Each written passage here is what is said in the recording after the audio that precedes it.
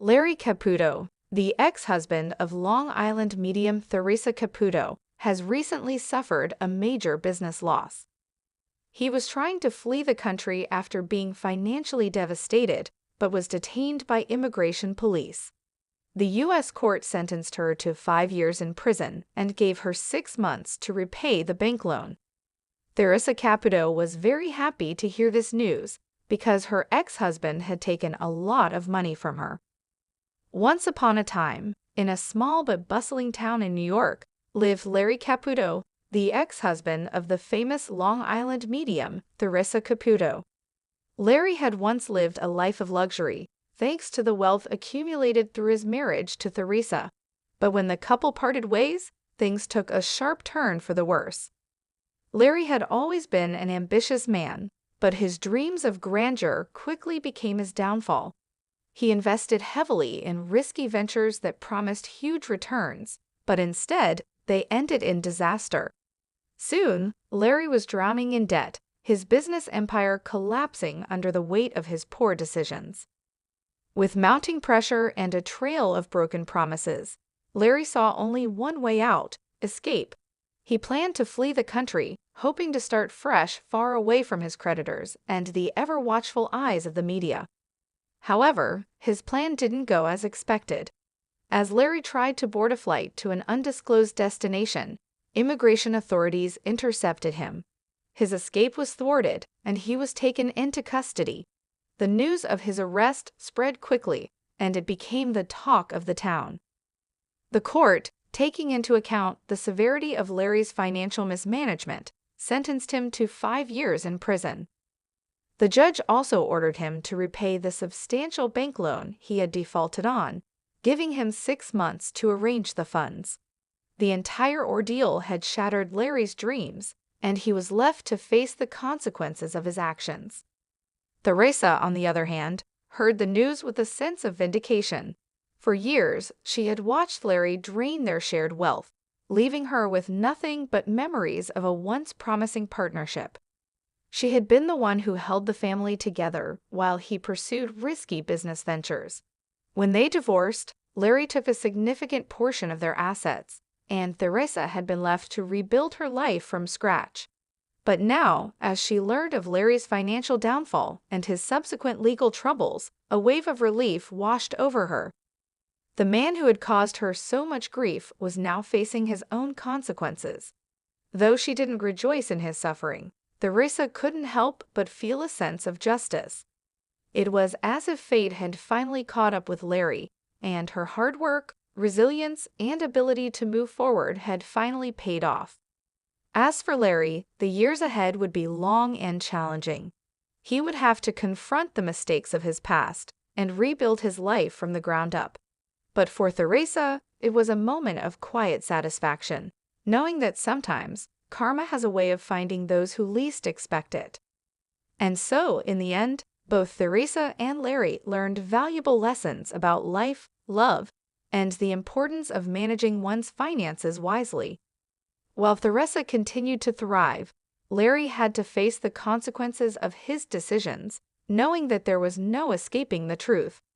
However, it was a crisp autumn afternoon when Olivia Munn and her family arrived at the quaint Long Island home of renowned medium Theresa Caputo. Olivia had always been skeptical of the supernatural, but her mother had recently lost a close cousin and was desperate for closure.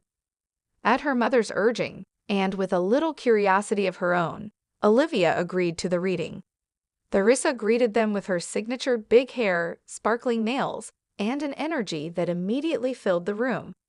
"I felt your family's energy before you even pulled into the driveway," she said with a wink, leading them into the sitting room. They sat in a circle, nervous but open. Theresa closed her eyes, took a deep breath, and then suddenly spoke. "I'm seeing a man, an older gentleman with a kind smile. He's showing me a fishing pole and a red flannel shirt. He says the name Tommy means something." Olivia's mother gasped. "That's my cousin Tommy. He used to take us fishing when we were kids. He always wore red flannel." Theresa smiled. "He says he's proud of you, that you stayed strong when everyone else fell apart after he passed." Olivia watched as her mother's eyes welled up with tears. Her skepticism softened. Then Theresa turned to Olivia. "You've been feeling watched lately, haven't you? Like there's a presence near you at night?" Olivia froze. She had felt that way. Just a few days ago, she'd woken up at 3 a.m. and thought she saw a figure by her window. "There's a woman coming through," Theresa continued. "You don't know her well, but she knows you. She's connected to your father's side. She says you carry her strength and her gift." However, it was a chilly fall weekend in the Berkshires, and Dorinda Medley was hosting one of her legendary getaways at Bluestone Manor. The fireplaces were roaring, the rosé was flowing, and as always, the drama was just a whisper away. But this time, Dorinda had planned something a little different. "I just feel like there's energy in this house," Dorinda said dramatically, holding a martini in one hand and a sequined throw pillow in the other. "So I invited someone special." The front door swung open, and in walked Theresa Caputo, hair as high as her heels and energy crackling around her. "Ladies," Theresa said, her Long Island accent slicing through the air like a spiritual sword. The second I pulled into the driveway, I felt a man named Frank. Ring any bells? The housewives exchanged confused glances until Dorinda clutched her pearls. "Frank was my doorman in 1998. He always told me to buy stock in Amazon." Theresa nodded, eyes wide. "He says you should have listened." As the night went on, Theresa walked the halls of Bluestone Manor. Wives passed, old friends, ex-lovers, and even one feisty bartender who apparently still haunted the kitchen. During dinner, Theresa suddenly gasped and grabbed Dorinda's arm. "I'm getting a strong message from your late husband Richard. He says stop yelling at the contractors about the wallpaper. He's proud of you, but also he thinks the pink marble is a bit much." Dorinda dabbed her eyes and laughed. "He always hated that color, but I'm keeping it anyway." By the end of the weekend, Theresa had helped each housewife reconnect with a lost loved one, or at least discover the spirit haunting the wine cellar. And Dorinda? She decided to leave a chair open at the dinner table from now on, just in case Richard, or Frank, dropped by again. As Theresa climbed into her car, Dorinda waved from the steps. "Come back anytime, darling.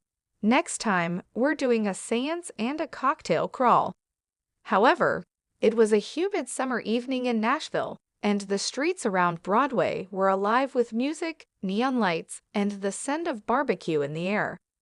Theresa Caputo, the Long Island medium, was in town for a private event, but decided to step out for a quiet walk before dinner. Wearing her signature high heels and big blonde hair, she wandered into a cozy little cafe called Southern Brews, drawn in by the soft strumming of a live acoustic band and the welcoming vibe. As she waited in line for her sweet tea, Theresa suddenly paused. Her expression shifted. She looked around the room, scanning the faces of strangers. She felt it, a presence, a familiar tug in her chest. "Excuse me," she said, walking up to a young man in a cowboy hat sitting by the window. "I know this is gonna sound strange, but I'm a medium, and I'm getting a strong message for you." The room fell silent. The man looked shocked but curious. Okay." Theresa smiled gently. "Did your grandmother recently pass? I keep hearing the name Leela or Lily. She's telling me about her garden and how she used to hum while watering the roses." The man's eyes widened and his voice cracked. "Leela was my grandma. She passed last month. She had a rose garden. She always sang 'You Are My Sunshine' while she worked in it." The crowd gasped softly. The band stopped playing. Theresa continued, her voice calm and soothing. "She wants you to know she's proud of you. She says you've been carrying guilt, like maybe you didn't say goodbye the right way, but she heard every word. She says, 'I love you more, always more.' Does that mean something?" Tears welled up in the man's eyes. "That's what I used to tell her when I was little." For the next 20 minutes, Theresa gave an impromptu reading that touched 5 more people in the cafe. Messages of love, forgiveness, and connection filled the air like southern magic. When she finally sat down with her sweet tea, people clapped, not just for the readings, but for the sense of peace she brought into that small Nashville cafe. That night, Theresa didn't need a stage or a spotlight. Just her gift, a message from the other side, and a room full of hearts ready to believe. "My gift?" Olivia asked, uneasy. Theresa looked at her seriously. "You have intuition, dreams that come true, flashes of insight. You've always had it, haven't you?" Olivia nodded slowly. "Sometimes I just know things." Theresa grinned. "That's not coincidence. That's connection." The reading continued for over an hour, filled with laughter, tears, and revelations. When it was over, Olivia felt lighter, not because she now fully believed, but because she realized how powerful it was to hope. As they left, Theresa called out, "Olivia, don't ignore your dreams. They're more than just stories." That night, Olivia dreamed of her great aunt, the one Theresa had mentioned, standing in a garden of red roses, whispering something she couldn't quite hear. But she smiled in her sleep anyway. However, Emily sat in the quiet of her living room, the weight of her grief pressing down on her like a 1,000-pound boulder. It had been 6 months since her mother, Karen, passed away suddenly from a heart attack. The emptiness in her chest was constant, the sorrow an ever-present companion. But what weighed even more heavily on her was the anger that her mother was gone, anger that she hadn't said goodbye, and anger that life had moved on as if nothing had happened. She found herself lashing out at friends, family, and even strangers, her temper flaring at the slightest provocation.